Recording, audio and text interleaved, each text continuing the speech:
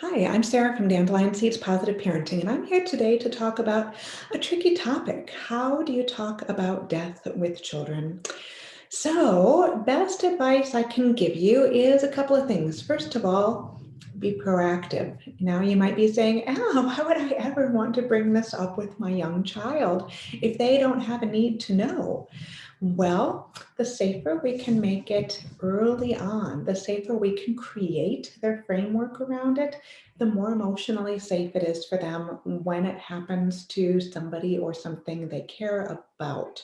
So you might start small. For example, you might pick a dandelion from the garden and talk about the life cycle of plants. And you might make it basically a science project. You can plant a seed, you can watch it grow, they can live for a little while, and then you watch what happens when it no longer is connected to the source of its existence, in this case, soil, water, things like that. The child can learn about the death process in a very, very emotionally safe way so that when the harder topics do come up, it won't feel completely foreign to them, and they will have some life experience upon which to draw and apply to the new situation. Now, of course, oftentimes children will ask because they've been exposed to something. Perhaps it's as simple as a character in a TV show or a movie who's died, or perhaps it's somebody or a pet that they've known in real life, and they have a lot of questions about that too. Best advice I can give you here is answer the questions that they are asking, but no more. So they might ask the why questions, and our natural response as an adult is to get into the ethereal, philosophical, what is the meaning of life? What is the meaning of death? Type stuff, when oftentimes the child is literally just asking, no, what is actual death? Like, what does it mean for the body? Does it mean that the body stopped working? Does it mean that the body can't breathe anymore? Generally, less is more when you are being descriptive, but children are usually fairly literal in their questions. So if they ask, why did somebody die? They probably want to know what made them die, as opposed to what is the bigger meaning of all of this. So answer the questions factually from a biological perspective. And again, less is more. We often sometimes get into the habit of offering more detail than our children are ready for. One of the beautiful things about children is they are great. They're expert question askers. If they want to know more, they will keep asking. So offer as little as you can, gauge their comfort level with that first, and wait to see whether they will keep probing and asking for more detail. Now, you certainly can proactively get into a lot more of the detail as well. For example, if you have a particular spiritual or religious background that you want your child to understand as the framework around the concept of death, it is certainly fine to bring that up proactively. There's nothing wrong with saying to a child, even a young child, do you know that nobody, in fact, nothing on earth lasts forever? Everything is temporary. And when what we know dies, when what we know goes away, here's what happens. And you can talk about your context, your spiritual belief system around that. Most of the time, depending on the age of the child, that may be too complex for them to understand, but you can break it down to a level that is meaningful to them. You can talk about, regardless of your belief system, things that they can do.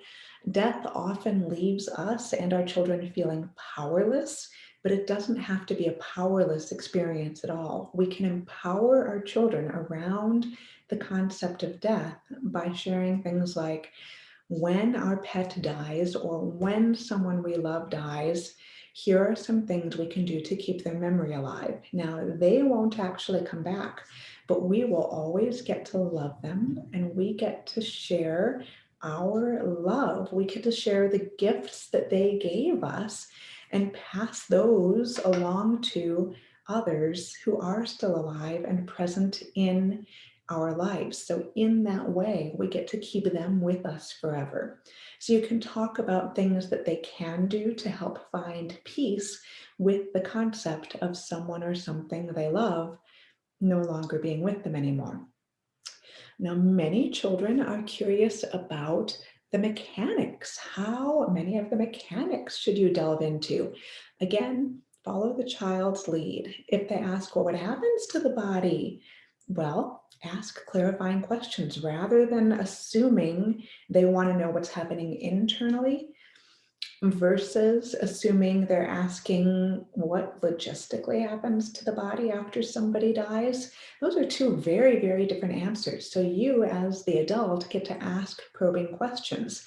I wouldn't necessarily spell those out because then of course the child might, number one, be deer in headlights and say, whoa, I didn't even think to ask those questions and now I'm overwhelmed. But you can ask an open-ended question like, I'm curious what you mean by that. I wonder what you're thinking about when you ask that, and let the child boil it down to the specifics that they really want to know about.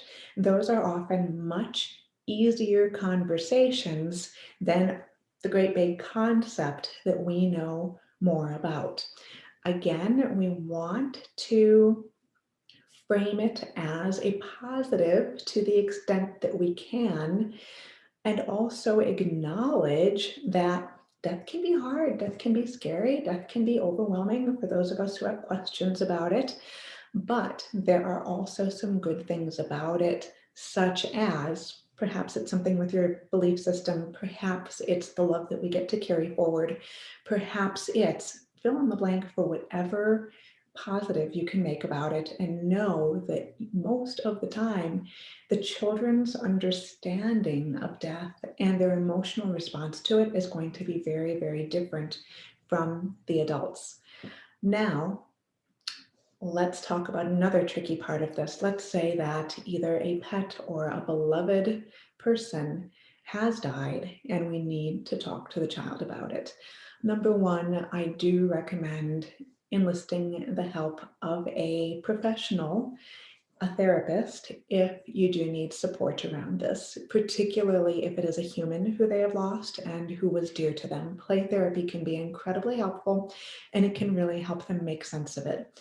I want you to know, as the adult, that playing games around death are very, very helpful for children. We often as adults say, oh, don't play that. That's too macabre. That's too dark. Don't play a death game. But for children, playing a game around it where perhaps you've got a character who kills another character, or perhaps, somebody else dies in the game that they're playing, however it comes about, that's probably their way to help create emotional safety around the concept. So unless you have a particular concern about the way they are playing, oftentimes the best thing to do is literally let their play out. You can be a silent observer or a passive observer in their play to help get some insight into which parts they may be struggling with so that you can hold space for them emotionally. Now, I do have a separate video about holding space for big feelings. What we don't want to do is tell a child, you're okay, or, nothing to worry about, or, if, for example, we believe in God, we don't want to blame God even in a positive way. We don't want to say, God decided it was time to take grandma, for example. Otherwise, you may very well end up with a child who's mad at God and not seeing the light that you are trying to bring into the conversation, if that happens to be your belief system. So take it from the child's point of view. Allow emotional expression, allow them to process in their own time and way. Do expect certain behavioral regressions while they are processing this big loss, if they have indeed lost somebody they care about. You might expect more wake ups at night. You might expect more emotional outbursts. You might expect more difficult behavior, but it's often because they are truly physiologically processing a very big change or a very big loss. Now, it may or may not also be a big loss to you. I will share personally that my daughter once lost a roly-poly bug, some call it a potato bug, that she had been playing with outside for a couple of days. One day she found that it was outside and it was dead, and she woke up for days in the middle of the night needing to come and give me a hug because she was processing this loss. Now, I confess it was not a huge emotional loss for me when this bug outside died. However, for her, it was very, very real. On the flip side, it's also possible that a loss that's very, very real to you might not initially be very, very big or very, very real to your child. If, for example, you lost a parent or grandchildren, or forgive me, a parent or a grandparent, and you were close to them, or you are somehow really struggling with the loss of that person, your child might have a who cares attitude. Now, before you get concerned that your child is going to grow up to be a sociopath, do acknowledge that number one, that's likely not going to happen. And number two, your child's connection to that person might be really, really different from yours. And they might take a good long time, if they were close or even if they weren't, to grasp what it actually means. You may not see the presentation of their big feelings processing. Perhaps their understanding of it won't be deeper until much later. Perhaps it is a matter of this is the first holiday where we are not going to their house. Even if it's months after the loss, the child may only then go, what do you mean we can't go there? We've always gone there. The weekly phone calls or the daily phone calls you've been having with them, if the child wasn't actively engaged and feeling that connection and understanding, hey, it really is that person on the other end of the phone, they probably don't have the same connection you do. So it's probably only when it impacts them directly that you will start to see more of the behavioral stuff I mentioned coming out. Trust the child's timing, trust the child's emotional expression, trust the child's process in dealing with whatever it is. Now, when it comes to pets, I get a lot of questions about if it's time to put the family pet down, to take it to the veterinarian and euthanize. Should I tell my child? Should I just have him come home one day and have the pet not be there? Should I have the child present? Definitely trust your gut. And depending on your child's emotional maturity and comfort level, you may ask your child what they prefer. I would never recommend hiding the information from the child. I would never recommend saying, oh, so-and-so disappeared, the pet disappeared, or something just happened to the pet. You want to be honest with the child because it's much easier to lose a pet than it is a person. It's basically a different hierarchy of people and, steps as far as who it's easiest and hardest to lose. It's much easier to lose a pet than a grandparent, much easier to lose a grandparent than a parent, if I'm using traditional terms, although certainly different families have different dynamics. You can ask your child when it comes time to euthanize the pet, do you want to be present? Do you want to have a chance to say goodbye?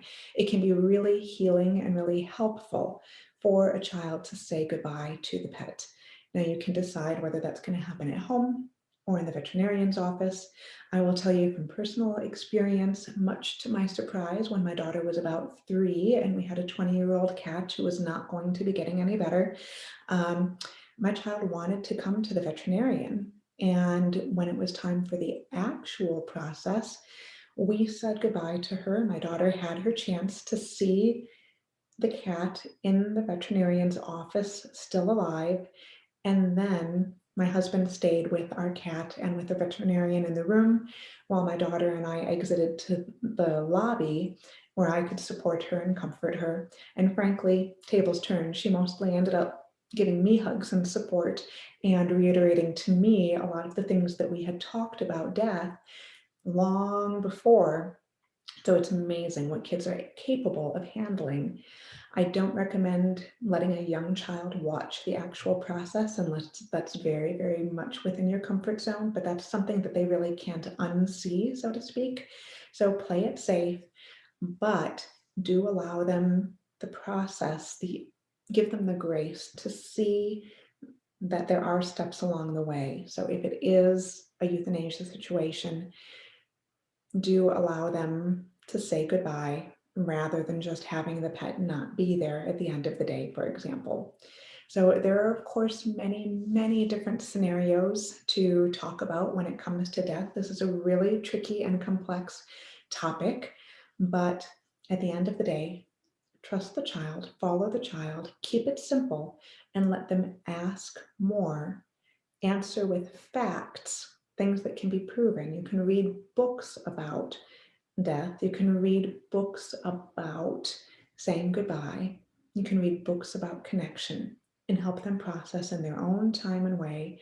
Give them all sorts of grace for whatever that time and way may be, and know that it's not easy for anybody. So my heart is with you if you are dealing with this, and please let me know if you have any questions.